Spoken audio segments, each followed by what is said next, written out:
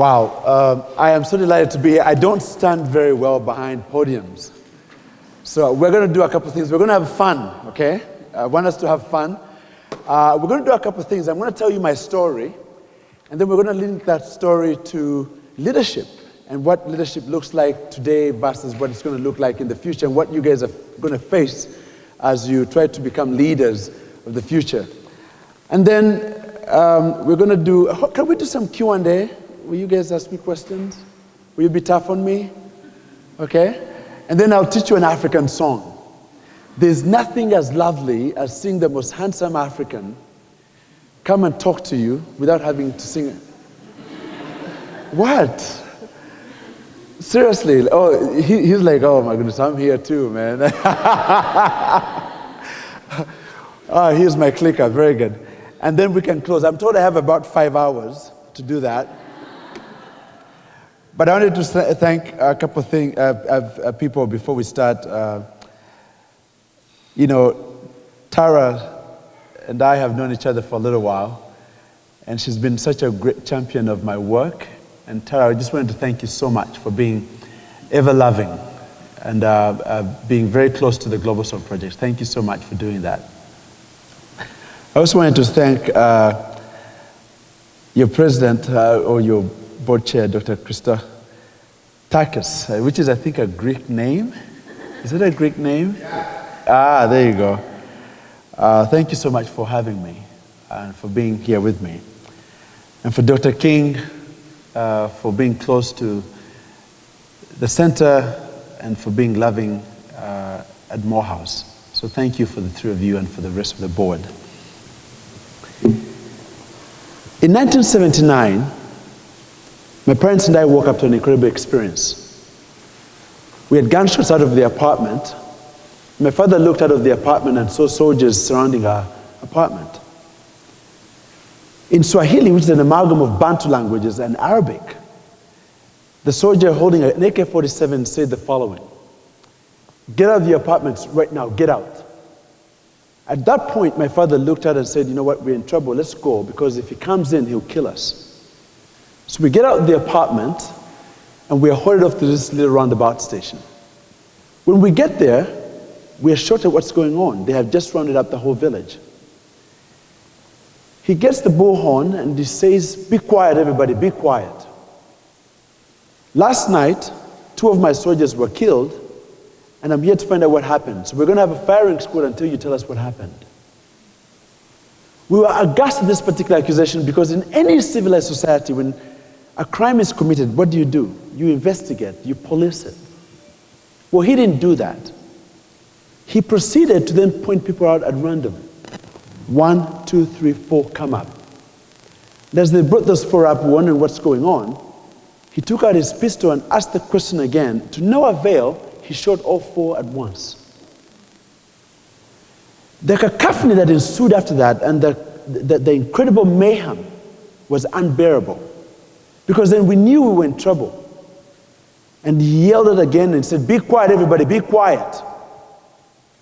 And as we were quiet, he pointed at another 4. 1, 2, 3, 4, come up. As he did that, neighbors started to point at each other, saying that you had committed the crime. Can you imagine your neighbor pointing at you, saying you committed a crime that you did not commit, knowing very well that you're going to be shot? Well, they bring those 4 up against their will. He asked the question again. To no avail, the shots rang out again. That was 8. Before he could bring up another 4, a young man rose up his hand and said he had committed the crime. We all knew he was lying because he was a visitor in the village, and our villages are not that big.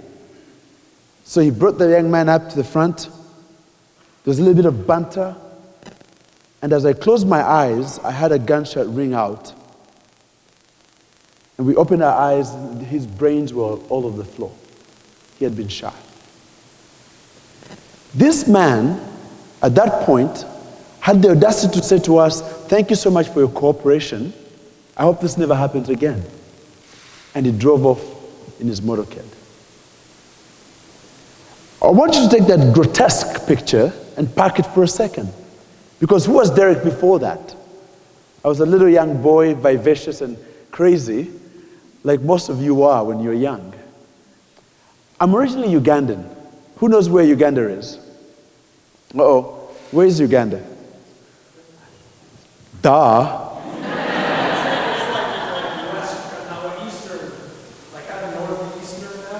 Oh, you almost close. It's Eastern Africa. Yeah, there you go. You just got yourself saved. I always never ask that question anymore in the US because Americans are horrible at geography. But here's that country. There it is. It's the size of Oregon, but it has a population of about 35 million people, so it's very, very populous. Uganda is an exciting country because we all think we're the most handsome people in the world. We're the source of the Nile. The Ethiopians think they're the source of the Nile too because we have the Blue Nile and the White Nile, but they're not here giving the speech, so that's hard luck. So we are the source of the Nile. Our pineapples are this big. The first time I saw an American pineapple, I was like, oh, what is that? Gargantuan. We are the land of Jurassic Park. Huh? Everything is huge. So we were so excited about the country being given to us by the Brits as they were leaving the country. And we knew we were going to build a beautiful country because now it's in our hands. I remember my parents were both teachers at the time. My mom and dad realized very quickly that teaching doesn't pay very well. I don't know about teachers in the US, but not in Uganda. So they decided to reinvent themselves, something we will talk about later on. My mother became a wedding gown seamstress. She taught herself how to make wedding gowns and built the second largest David's bridal in the country. I joke all the time that she didn't have mannequins for flower girl dresses, so guess who the mannequin was? Me. Which is why I dress very, very well. Better than most of these men here. Style in the US is lacking. How about that, okay? We need to really bring some fashion here. On the other side, in juxtaposition, my father became a soap maker. He taught himself how to make soap and built the largest soap making business in the country, privately held, and became also a printer. So together, they became very wealthy. In fact, I wanted to show you what they looked like. That's me. You're supposed to say, oh, get out of here, you're late. That's like Victoria, and my dad was a yachtsman. And he was such a colonial, you know, every Saturdays we would go and do boat sailing and all that stuff. And this is the only photo I have of myself. I lost everything. So I love this photograph because it's the only thing that I have as evidence. And the second photograph is the second one that I have of myself. That's my mom and dad, Miriam and Tom. And you can see that my mom is pinching me at the back to stand up straight. Because the things that mothers do to their kids is really ridiculous. But they're very proper and very panache-driven people. They're very colonial. And so we went on to live a beautiful life, and we were doing very well. And then the war began. I left this beautiful life to then become a refugee in Kenya. If you've never been to Kenya, you should go. It's the land of Mufasa, huh? Lion King and all that stuff, as you guys know it. But Nairobi is a beautiful city. It's just lovely out there. You know, you have the Masai Mara, the Rift Valley. Kenya is just remarkable. You should go. And so I was put in the hands of an American woman from Pittsburgh. And my father went back home to fight in the war because we lost everything. Now, if you've never met women from Pittsburgh, you should meet them. They're crazy. Marge Campbell, oh, is that a Pittsburgh girl? Oh, you just went to school there. You're like, I deny that. Marge Campbell, the first time I met Marge, she handed me, she said, Derek, would you care for a cup of tea? And I said, absolutely, because, you know, I'm British raised, so yes, a cup of tea would be lovely. So she brings me a cup of tea, and I take a little sip of the cup of tea, and it's cold. So I set it back down, and I think, snafu. She's like, what's wrong? I said, I think you forgot to cook the tea.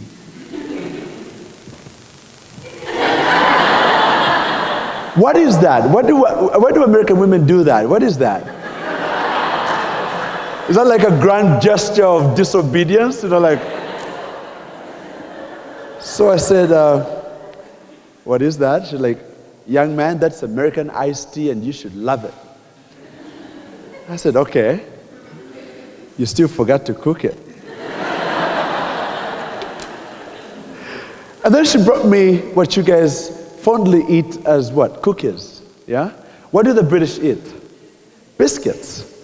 But now that I live here, I know what Americans do to biscuits. You give them to your dogs. Because Americans are contrarian like that, okay? Everything the British do, the Americans seek to do the exact opposite. So for example, right now we're watching football. You know, the UEFA Cup is on. You know, Germany is playing Poland, which is really a big sacrifice for me to be talking to you right now. But what do Americans play? Why? What is that? If it's cricket, what do you guys play? Baseball. Ridiculous. Okay? You know why? Because then you don't wear the clothing that is supposed to be worn. You're clad in little tight pants. So you've done everything in contrarian behavior. And so I was learning a lot about American culture through March. And then I got a chance to come to the US to go to school. When I landed in the US, I landed in the city of brotherly love. What city is that? Philadelphia. And I checked into a hotel, a beautiful hotel. I'd really never been in a beautiful hotel like the one I checked in. And in the hotel, it was just copacetic, clean and nice and lovely. And I get into the bathroom, and they have 3 bars of soap. Facial soap, body soap, and hand washing soap. What's the difference? What is wrong with you people? I grew up around soap, because remember my father made soap. So I figured this American is trying to sell me a bill of goods. So I was like, Americans being what? Bougie. So I take my 2 bars of soap and put them in the bag for another day. I come back that evening, and what do you think they had done? Brought more soap. But I'm African, I'm going to steal the heck out of that soap. So I stole soap for 3 days. And then I realized, as Laura Dan just mentioned, that they're going to charge me for it, and I didn't have the money for it anyway. So I'd say, well, I'm going to take it back downstairs to concierge and get back my refund. No, don't charge me for it. Ba-da-da. I go downstairs, and the concierge is African American. Now, if you've never met African Americans, you should meet them. They're crazy. My only experience with African Americans was through the movie Coming to America, Eddie Murphy. I love that brother, man. That's the funniest African American I've ever met. Like, that guy is great, So I was dying to say to this young brother, yo, what's up, brother? My son works. It's that kind of thing. Remember, you guys didn't watch that movie anyway. You should.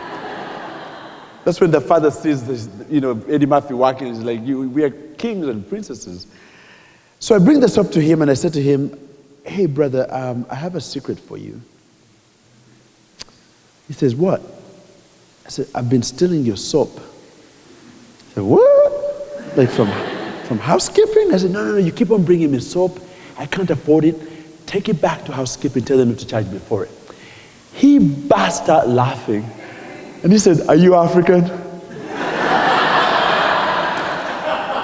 Are you Nigerian, man? Because we're all Nigerians. We're the ones that send you that email that says, my father just died and left me with $1 billion. Please give me your account. And your social security number.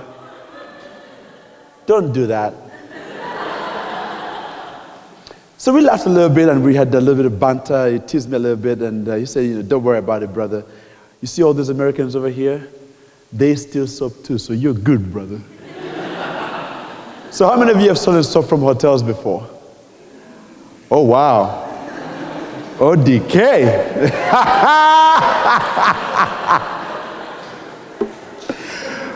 A bunch of soap stealers in here, man. Jiminy crickets.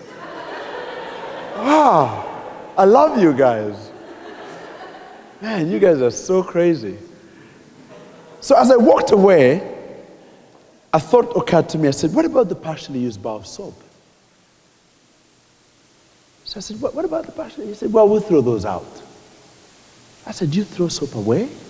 One time use? He said, yeah, because it's a hotel, And I'd never heard of such a thing. So guys, listen to this. Every year, American hotels throw away 800 million bars of soap. That is 2.6 million bars of soap every single day. In juxtaposition, we lose about 2 million kids every year to poor sanitation and lower those respiratory diseases like diarrhea. If you're a woman in this room, every year we lose about 500,000 women to childbirth diseases, one of them being childbed fever. Google it. It's where a midwife is helping a mother deliver a child, and without washing their hands and without gloves, they leave a germ in the womb and it kills the mother in 2 weeks. All this could be solved by just washing your hands with soap. And so I built the Global Soap Project out of this, and this is what it looks like when it comes to my factory. I have 2 factories, actually 3 factories now. One in Las Vegas. My son and I laugh about that because my son calls that sin soap.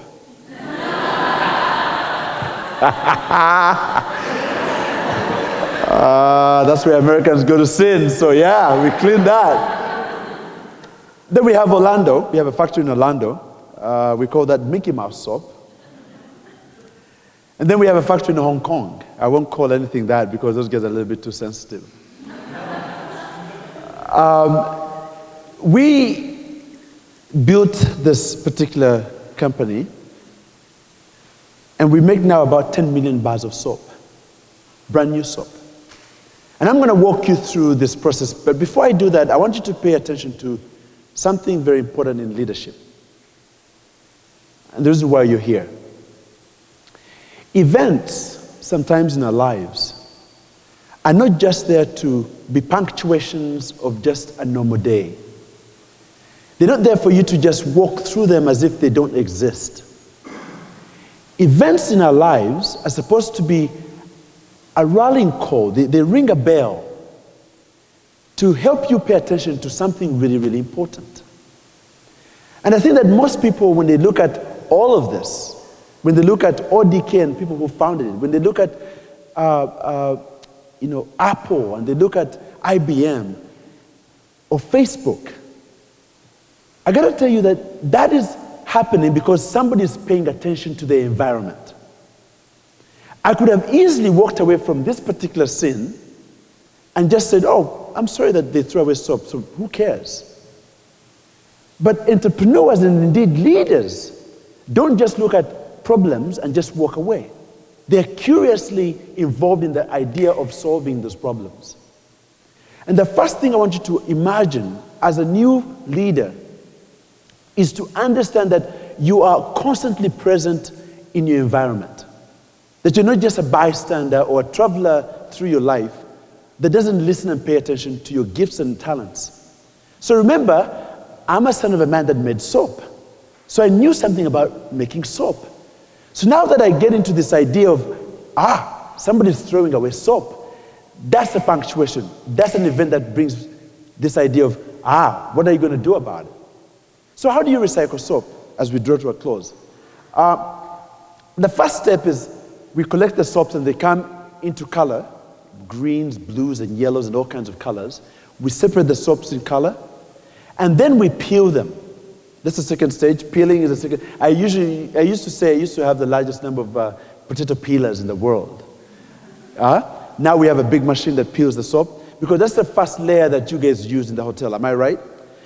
Soap is very interesting. It's a chemical. So the germs that are on the top of the soap don't have drills. They don't like drill and say, I'm going to hide. No, they're always on top. So when you do the first peeling, then you have the first level of cleaning. Then we grind it. We grind it into powder, which is like your powdered soap. And then we ziplock it. We're going to get ready to ziplock it. Why do you think we're ziplocking it?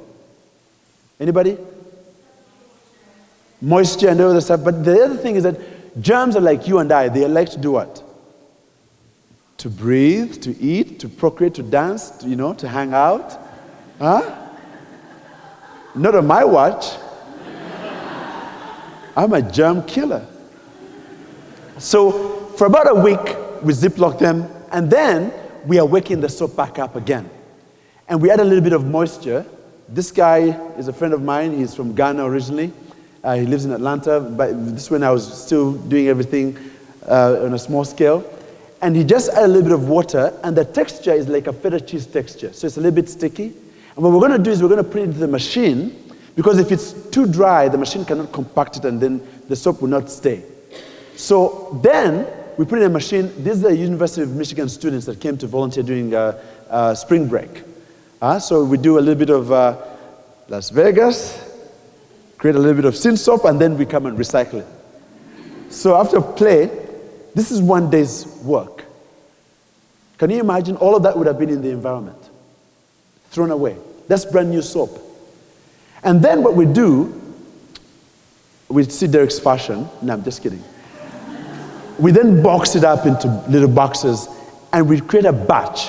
That batch is then tested for about 12 pathogens. We send the soap to a lab in Cincinnati. What is in Cincinnati that makes soap? Procter & Gamble, one of the largest manufacturers of soap. Then once we test for pathogens and there's no pathogen on there, we know we're ready to ship. So now we're getting ready to ship. We're taking the soap to Liberia, where there was a big case of what? Ebola. Okay? This is my favorite part. Full container with 160,000 bars of soap, 40-foot container. We get to Africa, and we've given soap to Haiti, we've given soap to the US, we've given soap to everybody around the world. But Africa is very interesting. When you give an American mama a gift, what do they say? What do you guys say? Thank you. When you give an African mama a gift, what do you think they say?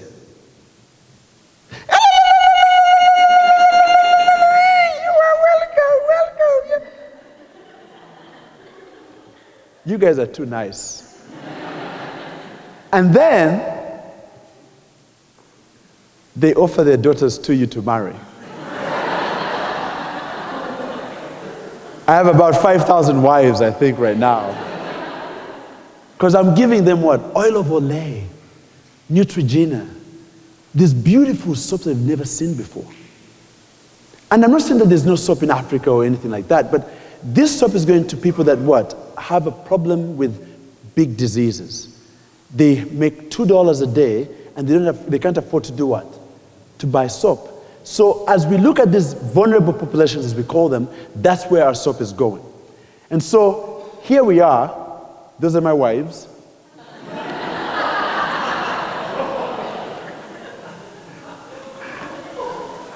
My wife loves a joke. Don't be funny, okay?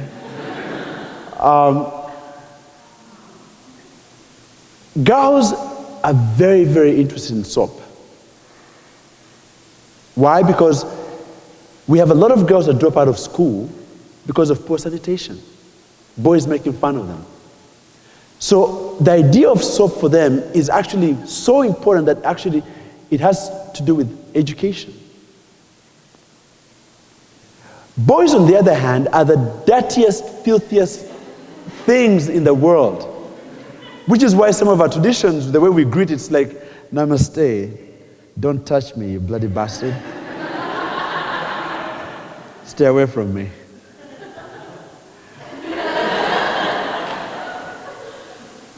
It's not enough to take the soap there, you have to teach behavior of washing their hands, okay? Because that's where the problem begins.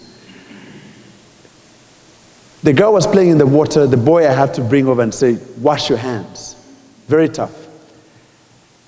This organization was the first one I gave soap, KenyaRelief.org. It was started by an American girl from Alabama who then passed away in Kenya because of malaria. And so it's a special organization for me. But she was on the cusp of doing something remarkable, getting rid of malaria in Kisumu. I wanted to bring you to this last slide here. I've just spoken to these young boys. They're from Kisumu. Kisumu is where Barack Obama's father was born. And I've just talked to them about sanitation and cleanliness. Because they use their hands. We have this connection to our food. You guys use what? You're so bougie. Cutting and all that stuff. We are connected to the food. You touch it and it's part of who you are. So they're all eating, but they're doing something that is driving me nuts. What do you think they're doing? One of the kids is doing something really remarkable. He's picking his nose? Who's picking his nose? Where? Get out of town. But one of them is touching something. He's touching a chair. And he's the one asking me, he's saying, how is Barack Obama doing? And I'm like, he's good, but stop touching your tire. Or how is he doing? I said, stop touching your chair. You're ridiculous. We just ate, and that's him right there. You see him? Yeah? That's how they get the germs. And that's how they fall sick. And it's a never-ending cycle. But I got to tell you that in conclusion, I have two things that I wanted to conclude with this particular thing. We've been able to cut down germs and diseases that are related to sanitation by 90%. Because we introduced the idea of soap. Soap is one of the most powerful inventions by humans. Why am I telling you these stories around soap, around being a refugee, and then being here? Some of you are going to grow up to become very, very important to the rest of the world because you have skills and talents that we are demanding. I want you to pay attention to two things. One is what I call moral aptitude. A leader who has no moral aptitude is one of the worst things that can ever happen to us, because they don't understand what it means to be a moral person. And I'm not talking about sainthood. But Martin Luther King, for example, was a man that had moral aptitude. He stood for something. So the first thing you have to do is always find something that you can stand for, that you believe in, that you really, really care about. Number two, develop your skills from now on to channel towards that, because the marketplace will not respect you. It's like my son. My son wants to be an NBA player. Kevin Kayongo, he's 16 years old and he's 6'5". And he thinks he's God's gift to all of us.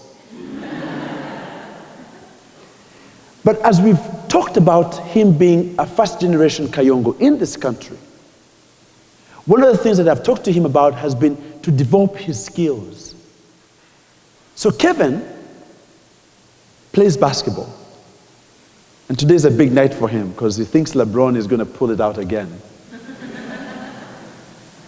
But as we learned about leadership and about developing skills, which is what you guys are supposed to be doing right now, if you want to be leading anything, is that basketball is not something you just walk into and say, oh, I'm going to shoot a jump shot, and it goes in. No. He wakes up every day at 4 o'clock in the morning, takes a shower, does his thing. He plays piano for about 30 minutes. He's classically trained. Then he leaves the house and goes to the gym at about 5:30, and he shoots his hoops for about an hour. And then he goes in, does his homework and all that stuff he has to do. He does this every day. So guess what? It's going to be very, very hard for somebody who doesn't wake up at 4 or 5 in the morning, who wakes up at about what? 7, kind of deals that And you can tell that on the basketball court. You can tell that in class. You can tell that when he plays piano. By the time he turns 18, I will give you guys, as Americans, a child that understands unbelievable discipline. But on top of that, what I'm teaching him is to champion rights, people's rights, to be emotionally attached to the power of inclusion, diversity. Because if you all come from one city, you're just monolithic. You cannot compete with people who come from a diverse background. So I'm teaching him to understand Asian culture, African culture, American culture. All those things conspire for him to become very, very what? Good at what he does. Something I never had. So as you develop your skills, think about that. Kevin sat on the bench on his basketball team for a year without playing a single game. He went every day to practice for a year. And the first day they called his name, they said, Kevin, it's your turn. Come on in. It's like, oh my God. And the first dribble, hit the rim, out. The coach said, that's exactly the move. Don't worry about it. Don't worry about it. Second dribble, hit the rim, out. That's the move, Kevin. Don't worry. The third move, nothing but net.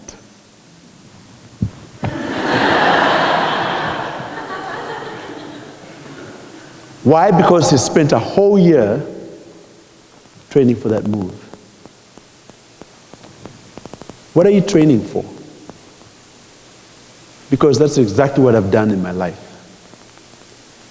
To be the CEO of the Center for Civil and Human Rights. You may not know what that is, but for an African young boy who was a refugee, to work all the way to become the head of something so important to this country, civil rights.